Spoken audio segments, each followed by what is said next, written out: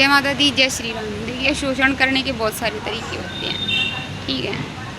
अब बहुत सारे सोचते हैं कि मारना, पीटना, जुल्म करना यही शोषण होता है। नहीं, इससे भी बड़ा शोषण वो होता है जो मीठे मीठे बोल के और गलत काम करवाते हैं, ठीक है। वो ऐसे जहर की तरह काम करता है, वो ऐसे जहर की तरह काम करता है जो अंदर ही अंदर इंसान के कर्म तो खराब करता ही है, ठीक है। अब बहुत सारे क्या होते हैं, बहन भाई होते हैं, अपने भाई को मीठा मीठा बोल के उससे गलत काम कराते हैं। और कुछ के भाई होते हैं, माँ बाप होते हैं, तो मीठा मीठा बोल के उसके ऊपर गलत काम कराते हैं। देखिए, उसकी आत्मा गवाही देती है अंदर से कि गलत काम है, तुझे नहीं करना चाहिए, लेकिन फिर भी वो क्या होता है, करते हैं। तो यह भी किसी प्रकार का शोषण ही हुआ।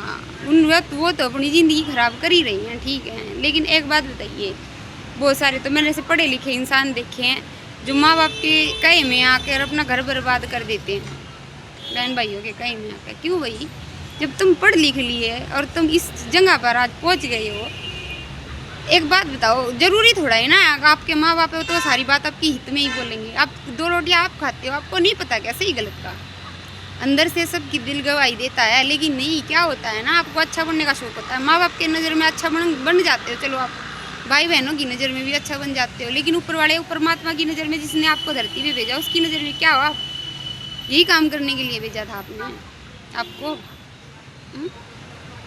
मेरी बातें बुरी लगती हैं, मैं तीखा बोलती हूँ पर सच बोलती हूँ, ठीक है ना। मैंने अपनी ज़िंदगी में बहुत कुछ देखा है, ठीक है। ऐसे नहीं मैं ये काम कर रही हूँ। तो आप तोल मोल के करिए, आप क्या कर रहे हो और किसके साथ कर रहे हो और किसको क्या दे रहे हो। भगवान 10 गुना बढ़ाकर आपको मिलता ही मिलता है, ठीक है ना। आप किसी की कदर नहीं करोगे ना, तो भगवान आपको इस लायक नहीं छोड़ेगा आपकी कोई कदर करे, ठीक। लेकिन फिर भी अगर आपको गंदगी में लेटना ही है ना, तो लेटिए। आपकी ज़िंदगी है, आपका काम है, आपका सोचने समझने का तरीका है। लेकिन फिर भी आप एक इंसान के नाते तो सोच के देखिए, आप क्या कर रहे हो। एक कभी इस दिमाग पे जोर डालना, अगर बहन भाइयों ने कह दिया कोई काम वो सही है, भजन, किताबें, व्रत, कथा, और उससे भी बड़ी शिक्षा आती है। आप 10 लोगों में बैठते हो, क्या सभी के घर में यही होता है? आप चारों तरफ आंखें घुमा के देखिए, क्या सभी के घर में ऐसा? नहीं, सभी के घर में ऐसा नहीं होता। किसी किसी के घर में ऐसे कुलच्छने इंसान होते हैं, मैं ऐसा वर्ड यूज़ कर रही हूँ, किसी किसी के घर में ऐसे घटिया इंसान होते हैं जो इतना जुल्म करते हैं, ठीक है ना। अपने भाई को प्यार से बहला फुसला के, अरे तुम यूज़ क्यों नहीं सोचते, वो एक बंदा दो जगह पिसता है, इधर तो माँ बाप की तरफ से पिसता है, और इधर बहन भाइयों की तरफ से, इधर पत्नी की तरफ से पिसता रहता है। एक इंसान को कहाँ तक दबाओगे, उसको जीने लायक तो छोड़ दो।